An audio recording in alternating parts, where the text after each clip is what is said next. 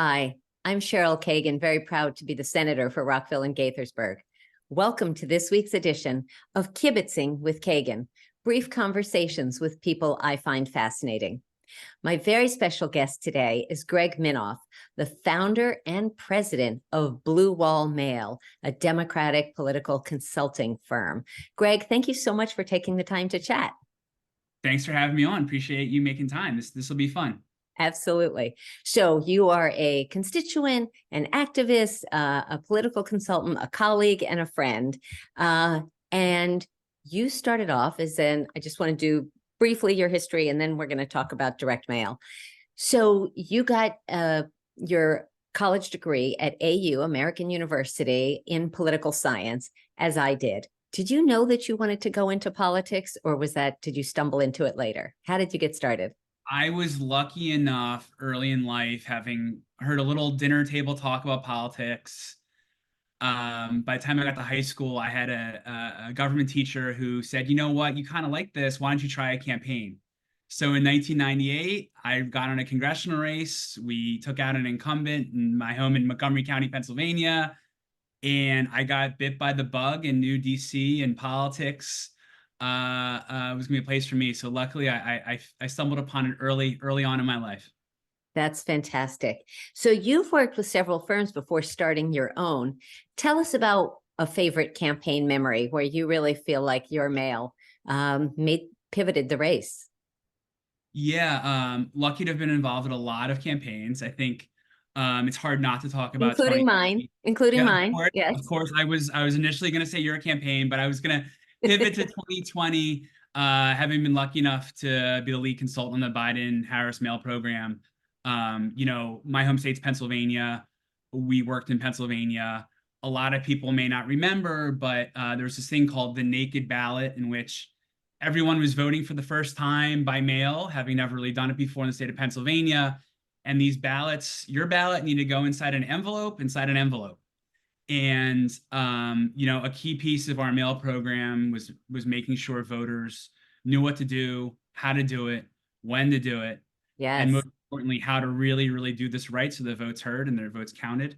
And really proud of the work we did there. The ballot spoilage, which we call it in the business, or ballots that were not done properly or had to be fixed, was very minimal for first time people Nice. doing it. So really proud of that, and obviously shaping the course of history. A small little tiny part of the big campaign, but it was just really exciting, to have, given all that was going on in the world, be part of that.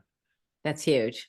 So why direct mail? Some folks are field consultants, some are strategists, some are TV folks. What made this the niche for you?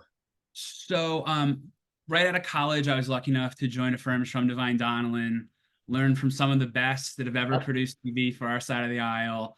And I for folks who aren't political, our side of the aisle would be referring to Democrats as opposed to Republicans, because in Congress, there's kind of an aisle, and that's the way they sit. Please go ahead. It's funny, and we got out of the 2007 election cycle, and I was kind of burned out from politics. Went to get my MBA. Obama became president, and I realized I was sitting on the sidelines, and I had to get back in. Yeah. So I was lucky enough to land at SKD Knickerbocker in New York, and quickly learn mail. I quickly realized that obviously it's a much different medium than TV, but you can sometimes you have a little more fun in the mail.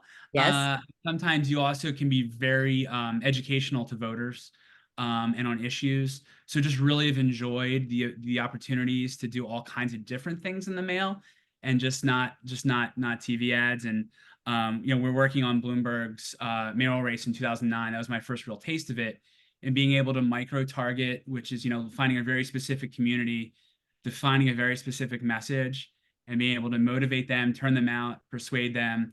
Just kind of got hooked, and as they say, the rest is kind of history now that I've been doing mail for 14, 15 years. That's awesome. So a lot of voters they think it's junk mail, or they put it in a pile, and before they sit down with their ballot, if they're going to mail it in, or before they go to the polls, they start to look through them. What is it that a consultant is most focused on communicating to a voter? So it always has to pass for us a 2-second or a 2-minute sniff test. Yep. Uh, Depending on what the goal is of that piece of direct mail, they need to get that, right? Is it 2 seconds before it goes in recycling? Or is it 2 minutes? Oh, I really have a tough decision here to make. I need to know what I need to know.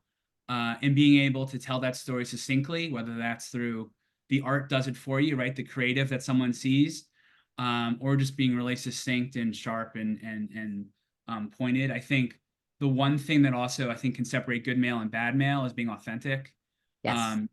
Your mail program center is going to look a lot different than someone else's here, just because that's who you are, how you speak, and your brand, right? So I think a lot of times mail kind of tends to look the same, and we strive to make sure it looks different and at least looks authentic to the candidate or issue, frankly, we're Right. working. So it probably won't surprise any of my viewers that I have strong opinions about my brand and my mail. And is that, I imagine that makes me kind of a pain in the butt sometimes, as opposed to someone who just says, I trust you, go ahead and do your best. When do you Um, know when to listen to the candidate and when to push back and say, no, that won't work. It's a bad idea. yeah, I got good advice early in my career doing mail. Was at the end of the day, if you've made your point of view known to the candidate, if they're not doing anything immoral, unethical, at the end of the day, ultimately it's their voice, right? Right. So as long as you make a good case of why you did it the way you did, and sometimes they hear you out and sometimes they don't. But at the end of the day, they've worked hard to fundraise. They've worked hard. They're the ones knocking the doors, and they got to feel comfortable with what you're putting out there. So it is a push and pull balance with some candidates. Yeah. So speaking of push and pull, what do you think the ideal balance should be between positive mailers and negative ones? Voters always say they hate negative ads, but they are effective. What do you think the balance should be? Yeah, it's a great question. Voters hate the negative ads, but excuse me, they work time and time again. Polling shows they work. I think the real balance, though, is to prevent the hyperbolic negatives that sometimes you may see in other mediums, because particularly in print and in mail, they don't seem real. Um, Mm-hmm. so there's a real balance there. And I think every candidate, to sound like a consultant, every candidate's different, right? Sure. If you have a candidate who's already well defined, we just did a mayor's race this year in Connecticut. The voters kind of knew him already, so we didn't have to do a lot of the positives, but we drew a really sharp contrast rather than going sharp negative. We really made it simple and clear. At the end of the day, we will hold the line on property taxes. We're going to invest in more cops on the beat, and we're going to keep you safe. It was very simple. Mm-hmm. And again, we made it felt more educational rather Mm-hmm. than hyperbolic, and that also kind of matched the community where we were. Nice. So you've referenced some of your clients. Do you have litmus tests to take a client? And have you ever fired one? Great questions. I tend to say, as long as they're Democrats and tend to fall in line's not the right word, but tend to have the same kind of moral values of right now, particularly President Biden, is a good litmus test. Yes. Sometimes there's been a few issues or candidates along the way that just my own personal beliefs wasn't there and it didn't work out. Mhm. But it's if we being Democrats are all kind of rowing the same way and trying to make sure we're getting majorities and getting things done for people. Ultimately, that's what I look at first. And occasionally there's some issues. Anti-choice for me personally is one kind of litmus. Yeah. But really, it's if we're all striving to support Democrats, we're on board here. And have you ever fired a client? Said, you Uh, know what, this isn't working out? There has been 2 or 3 instances over my course of my career where we've mutually come to splitting ways. Got it. Uh, and ultimately, if you're getting there, I think both sides know you're getting there. It happens. At the end of the day, unfortunately, this is a business, right? And if the candidate or the issue is not feeling what we're doing, and vice versa, we're going to go our separate ways. Right. So as a legislator at the state level, people have over the years said that I should run for Congress. And I talk about big fish, little pond, small fish, big pond. So you talk about a mayor's race, a state legislative race versus working for the Biden-Harris ticket. How do you balance that? Like, what's exciting, being the big fish or small fish in a really big deal race? I really enjoy doing mayor's races, county executive races where we're talking about snow removal because Right. it's really personal, right? It doesn't get caught up into the big federal issues. The flip Yes. side is the federal issues, can be generational change, right?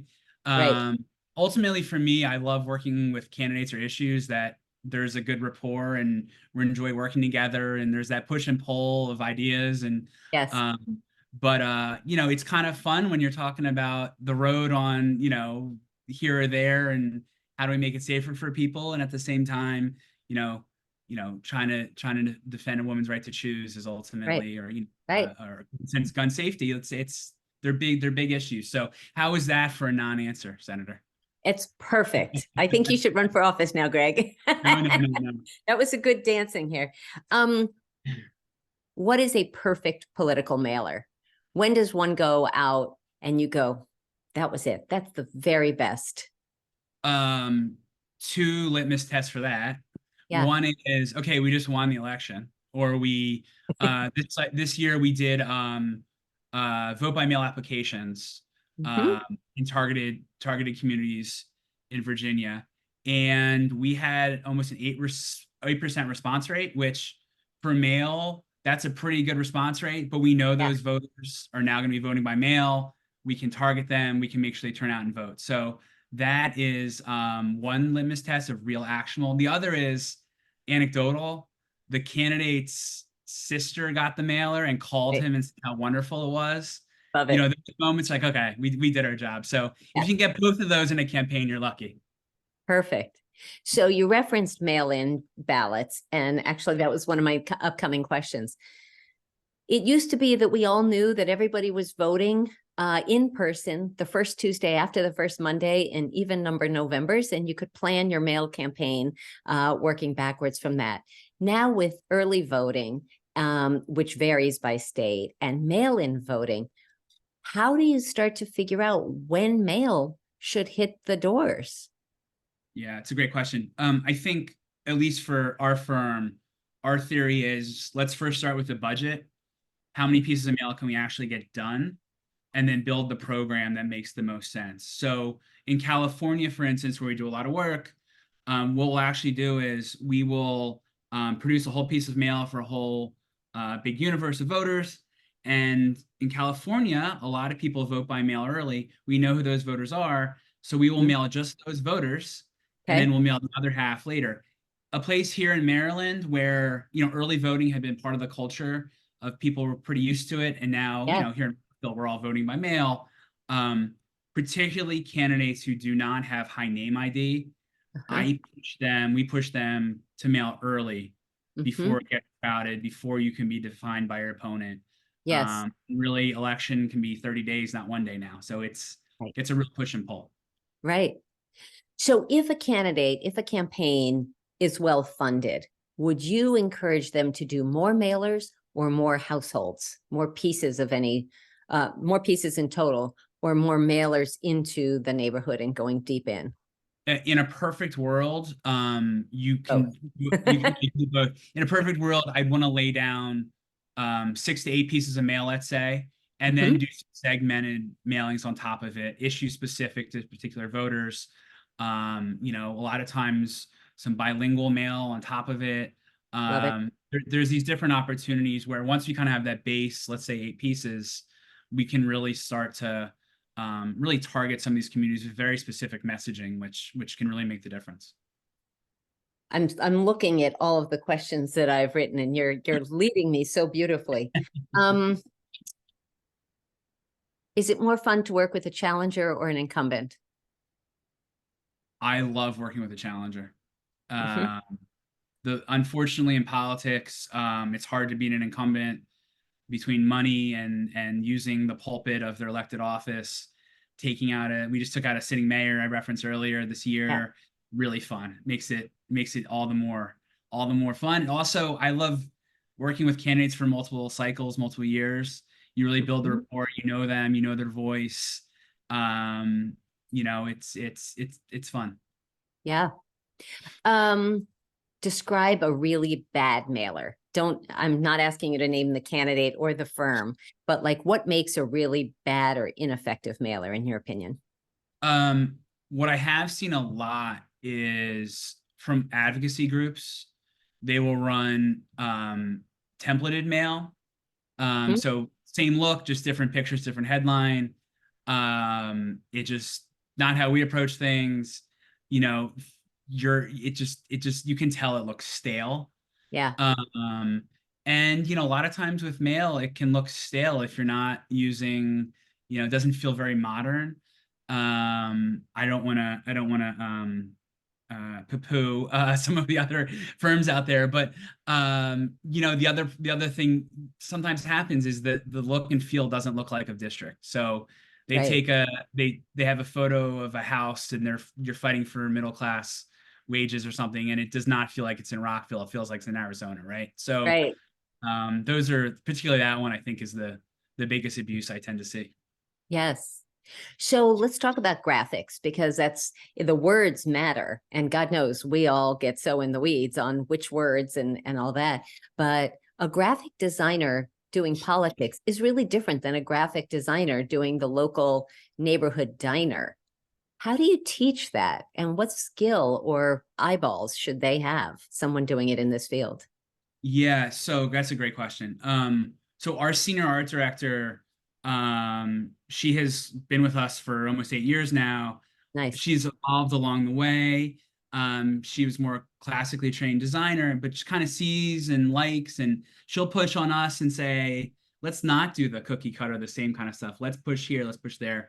There's also Hmm. a trend out there that, you can kind of see colors starting to the purples and yellows, greens sometimes are coming in, not traditional red and blues. I think Interesting. one the one thing we try to do is also um, with our designers not have so much paint by numbers, as I call it. We give Yeah. them some creative freedom, which allows them to, hopefully they would say, have the freedom to design and develop, and then we work with the candidates to make sure everyone's feeling good about it. So Sure. it is a different skill that I write, I don't design, but I leave it to them to continue to making great work. So much of it must be intuitive, though. You get a draft and you go, yeah, that's totally not going to work. Our candidate is really not going to think this is the right direction. Totally. And when you've worked like with our team long enough, we can kind of like verbally just give a brief, and they know Yeah, what we're looking for, and they may know the district already, and right. part of having a well-oiled machine that can churn out a lot of mail. Yes. So, first time candidate, just trying to figure out which end is up. Roughly what guidance do you give as to the percentage of a budget that should be spent on mail? And let's just stay for local races, because obviously for a national race and stuff, or even a statewide race, that might be different. Yeah, I would say that my bigger concern is putting 80% of their money, maybe 85% of the money in paid media, first and foremost. Okay. Too often, local first time candidates, they have a friend doing this and they're paying them to do this. And Yeah. before you know it, they have 30% of all the money they worked really hard to raise Yeah. is left for paid media. Unless you're knocking every door, paid media is going to be the best way to win. And particularly local races, I've seen more local races won through direct mail than digital. Uh, Hmm. and it's obviously evolving, and digital is an important component of it. But my recommendation is always, how much money can you have for paid media before we even divide up the pie, and Right. then figure out what makes the most sense for the district. And when you talk about paid media, you're talking about mail, TV, cable. Does that include social media, buying ads on Yeah. Facebook, all that? Yeah, anywhere or radio. A lot of On times signs, radio. you'll see print ads sometime. I mean, there's Yeah. anywhere you spend money on your message, Yeah. making sure you have every dollar. Again, you've worked hard to raise it. Yeah. Let's not, overstaff Right. or not be so smart with our dollars. Right. So let's talk about social media. Do you do much social media, and what do you think the impact is today, 2023, 2024? Yeah, I am it social media has a real place in campaigns, both from a paid perspective, whether that's, just getting your video in front of people or getting clicks for something, organically when candidates are out in the field and posting pictures and building awareness for themselves and tagging community leaders, very important. I think, from my standpoint, I think as more and more candidates have gone to social media, it has become even more cluttered, and frankly, more cluttered than probably mailboxes. Mm, And then personally, I'm not a fan of social media, right. but it certainly has a place in modern day campaigns, and it's not going anywhere. I don't see it going Okay. anywhere soon. So what is the future of the field? What is the future of direct mail? Well, I think the way people are now voting through vote by mail has only increased mail's importance. Hmm. Um, you can tell someone how to vote, how to do it well via TV or digital, but ultimately having a piece of mail there that they can touch and feel and follow the steps, that's really important. Right. I think mail continues, particularly with targeting tools, to figure out who's behind that door that we're trying to talk to, Hmm. um, and slicing up the media pot will only continue to play an important part, whether that's you're persuading them to vote or trying to turn them out. And there's new technology. It's not really new, but QR codes. Everyone's using QR codes now because of the pandemic. They know how to use it. Mm, That's a tool around GOTV in particular is a get out really the vote. get out the vote. Yes, get out the Uh-huh. vote. It's a really important Uh-huh. uh, tool and tactic. And I think there's, every cycle people say mail's over, dying, and it continues to grow, expand, and be just as effective, if not more effective, than a lot of mediums. Great. Uh, so I have just a few more questions. Um, have you ever done a race with ranked choice voting? And how would that change? And if not, or you have, how would that change your thinking and your strategy? I have not done much ranked choice voting work. It's clearly And just impact. for folks who don't know what that is, rather than just voting for me, you would vote for me first, and then Susan second, and Bob third, and all the stuff. And so if your first choice person isn't the winner, your second choice, it still reflects your preferences. Yeah, it certainly provides challenges in how to communicate about other candidates. You've started to see you've seen some effectiveness of it, of getting to ranked choice in certain states, and it Yeah. has. I think some people would say it's working. I think when crafting a program, it's a whole nother level on top of the timing sequence. It's when do you take a comparative swing at another candidate? Do you want to boost someone up? Do you want to boost them down? Hmm. It only adds another level to the game. Yeah. Yeah. Three-dimensional chess. Um, so you're a Democratic firm. You and I are Democrats. Talk about the transition of the Republican Party, and how do you talk about sort of those guys in a way that's, I mean, are there lines that are respectful versus just dismissive or disgusted by, or how does that go? Yeah, so we've done it a couple different ways. I think when you can cast your opponent as a quote MAGA extremist, Make um, America Great Again. That's the Trump. I don't think I have to translate that, but just saying it just on when principle. when they are in line with Trump, and you pair the word MAGA and extremist together, the polls, our data will tell us that that shorthand automatically describes that candidate who we're running against to Hmm. voters. Hmm. In some ways, that is easier to run against these days, uh, Hmm. versus a Republican where you just have to define them on the issues. Right. It's anti-choice. It's so they're two very different campaigns. But frankly, the shorthand of MAGA has proven effective. But ultimately, voters in the day are, what are you gonna do for me? So Yeah. always trying to weave it back to the choice that they have on whatever issues are pertinent for that community. And whether you define the person by their party or not, I think usually it's coming down to issues and whether or not voters are with them or against them. Yes. Donald Trump, what 3 words would you use to describe him? Uh, Narcissist, loser, crook. Good. Nicely done. Would you use those in a mailer, or that's just Greg Minoff speaking on his own to a friend? I think they wouldn't probably get in the mail unless we're trying to motivate some Democrats to turn out and remind them why they got to turn out. Got it. Good. Um, why are you a Democrat? Good question. Um, I on issue after issue, I align with Democrats, whether that's gun safety, choice, a whole list of economic reasons. It never was really a choice for me. I grew up, my mom super liberal, my dad kind of moderate, but it was never. Frankly, it just kind of always was where I was with my politics.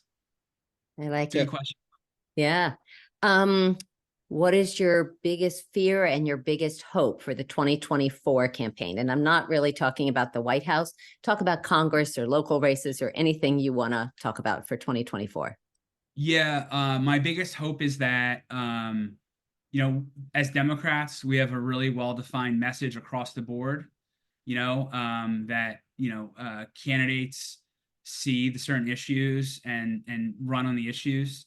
My biggest fear is that the Republican MAGAs have taken more control of the electoral system and how people are voting, and they create chaos. Clearly undermining. Vote by mail in 20 and into 22, they've actually hurt themselves, but Right. we'll see what they try to do. Yes. All right. Well, remains to be seen. Greg Minoff, founder and president of Blue Wall Mail. It is time for your Fast Five. It goes fast, right? Here we are. 5 quick questions, 5 quick answers. Let folks get to know you a little bit better. Question number 1. If you could have worked on any campaign throughout American history, which one would you choose? Yeah, I think, I could pick like 1960. I could pick a lot. I think 1992 was actually the first campaign I remember seeing unfold as a kid. The dynamics of winning that primary for And to Clinton, be clear, Bill Clinton, right? yeah, Okay. Bill Clinton, and then having Ross Perot run as a third party in a real credible way, I think it's a really interesting dynamic. So, would have loved to have worked on that one and seen that through, and just the context of where the country was. I think it's kind of an interesting campaign. Okay. Question number 2. Where was your favorite family vacation? Oh, that's a good question. We're not a cruise family, but like, I don't know when COVID was over for everyone, but our first real foray into the world was a cruise, and we finally left our area, and life Nice. was starting to get back to normal. So just hitting the seas with the fam and getting out is always going to be memorable. Absolutely. Question number 3. What is your least favorite household chore? Trash and recycling. It's always there every week, and I just know I got to do it. And The every Sunday, background noise is my neighbor bringing his trash and recycling back up. If voters can hear that, viewers can the see. the work week's about to come, and I got to go do that. Got it. Okay. Question number 4. Campaign stuff is stressful and time consuming, and candidates and political parties and interest groups, clients are always calling it all days, all hours. How do you stay physically and mentally healthy during a stressful election season? Learning the hard way, I set up some boundaries. So, uh, dinner time with my kids, uh, pre bedtime. We always play board games before bed. Including Scrabble or no? Not Scrabble yet. They will get there. Okay. They will take you on soon enough. Okay. Outside of like working out, having the mental break, Yes. with my family is really what I need to recharge and deal with all hours as we go through an election cycle. Love it. Question number 5, as you know, is the question that I ask all of my guests. Greg Minoff, Blue Wall Mail, what is your hidden secret superpower? What's a skill or talent that you have, something you're really good at that most folks can't do? So I hadn't realized it till recently, but my wife said it to me the other day. You're just so efficient. So when I have 8 things to do for work and a pickup here for the kids, and I can organize my life in a way to knock it all out. I probably could have been a scheduler or an advanced person in politics, getting candidates from place to place, Nice. if I hadn't gone in the direction I had. Amazing. Well, I'm lucky that you went in the direction that you have, because I've loved working with you and I have really enjoyed kibitzing with you today. So thank you so much for all you do, and thanks for making time today. Look forward to seeing you soon. Thanks. Appreciate you. Thanks. Absolutely. See you soon. Bye-bye. Bye.